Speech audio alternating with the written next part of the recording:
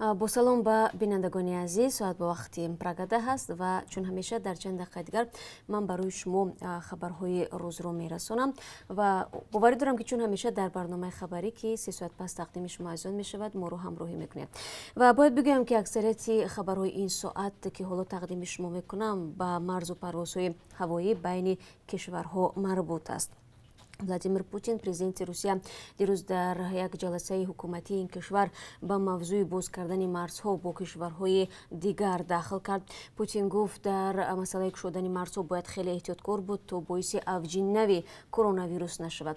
او در ادامه افزود موضوع باز نمودن مرزها را با رهبران دولت‌های دیگر مطرح کرده است. روسیه در پی خروج کووید 19 از 30 مارت امسال مرزهایش را از جمله با تاجیکستان نیز بست. حالا اکثریت مهاجران تاجیک منتظر آن هستند که کی مرزها باز میشوند و آنها امکان برگشتن به وطن را پیدا میکنند. فعلا پروازهای چارتری برای انتقال شهروندان بندمانده در این دو کشور راه اندازی شدند. شهروندان تاجیکستان از آن ناراضی هستند که با مشکلی به این پروازها راه مییابند و از طرف دیگر نرخ بلیط ها برایشان دندان شکن است. خبرگزاری آزیا پلوس امروز از شکایت دیگر مهاجران تاجیک نوشت که گفتند گویا سفارت تاجیکستان در روسیه مجبوری برای آنها معلوماتنامه طبی عاید به کووید 19 را میفروشد. بدون این معلوماتنامه برای پرواز به تاجیکستان اجازه داده نمیشود. خبرگزاری مینویسد کاربری از مسکو ویدیو فرستاده است که در آن دیده میشود مهاجران زیادی برای گذاشتن تشخیص از کووید 19 و گرفتن معلوماتنامه نوبت میپویند. مصاحبه آزیا پلوس گفته است سفارت آنها را مجبور میکند از همین تشخیصگاه معلوماتنامه کووید رو بگیرند که 2,500 روبل نرخ دارد. اما سفارت به این ادعا در پاسخ به آزیا پلوس گفته است که آنها مجبور نمیکنند بلکه تنها مشورت میدهند و گفته نماینده سفارت آنها با تشخیصگاه روسپوتربنادزور مصلحت کردند تا مهاجران را از تشخیص گذرانند. در صورت آشکار شدن کرونا ویروس این تشخیصگاه سفارت را در جریان میگذارد و شخص بیمار به هواپیما راه دادن نمیشود. نماینده سفارت افزوده است مهاجران میتوانند از دیگر تشخیصگاه ها نیز استفاده کنند ولی احتمال وجود دارد که این معلوماتنامه ها قلبکی باشند. به عنوان دلیل نماینده سفارت مثال آورده است که در روزهای اول مهاجران معلوماتنامه های قلبکی را که بر عوض 1,500 روبل گرفته بودند پیشنهاد مینمودند. به همین خاطر آنها به خلاصه رسیدند افرادی که برای پرواز به تاجیکستان نامنویس شده است معلوماتنامه را از تشخیصگاه روسپوتربنادزور بگیرند. حکومت ازبکستان به جنوب قرقیزستان پیشنهاد کرد که بین دو کشور پرواز هواپیماها برقرار شود اما حکومت قرقیزستان گفته است عین زمان آماده نیست که این مسئله را بررسی کند. در آژانس آویاسیون شهروندی وزارت نقلیات و راههای قرقیزستان گفتند این مسئله تنها در حالت بیش شدن وضع گرفتاری به کرونا ویروس و بازشوی مرزها بررسی خواهد شد. مقامات آژانس گفته است کارشناسان بر این نظرند که وضع کرونا ویروس چی در قرقیزستان و چی در ازبکستان همان باعث نگرانی است. این در حالی است که قرقیزستان پیشنهاد برقراری پروازها را به روسیه، قزاقستان و کویت کرده است اما این کشورها به پیشنهاد قرقیزستان هنوز پاسخ ندادند. پرواز بین قرقیزستان و تاجیکستان نیز تا هنوز برقرار نشده است.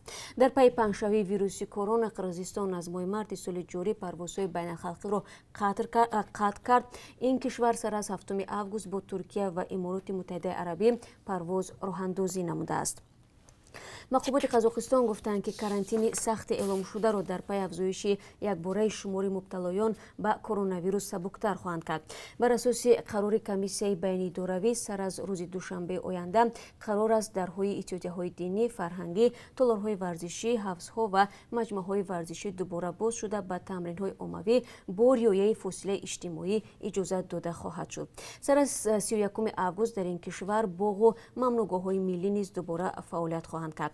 ولی هنگام ورود پوشیدن نقاب حتمی است. در حکومت قزاقستان گفتند که قرار است حرکت نقلیاتی مسافربر میان شهرهای این کشور نیز از سر گرفته شود. روز 27 август دادگاه زلاندیای نو شخصی را که سال گذشته در دو مسجد شهر کرایستچرچ 51 مسلمان را به هلاکت رساند به حبس ابد بدون امکان عفو محکوم کرد. دادرس دادگاه عالی زلاندیای نو کامریون ماندر گفت برنتون ترانت شهروند 29 ساله استرالیا تا آخر عمر در زندان خواهد بود. ترانت در احاطه محافظان از صحبت با خبرنگاران خودداری کرد. وکیل مدافع او گفت که ترانت با حکم مخالفت ندارد. برای اولین بار در تاریخ Зеландияи нав чунин ҳукм яъне ҳабси абад бидуни имкони авф содир шуд. дар ин кишвар ҳукми қатл вуҷуд надорад.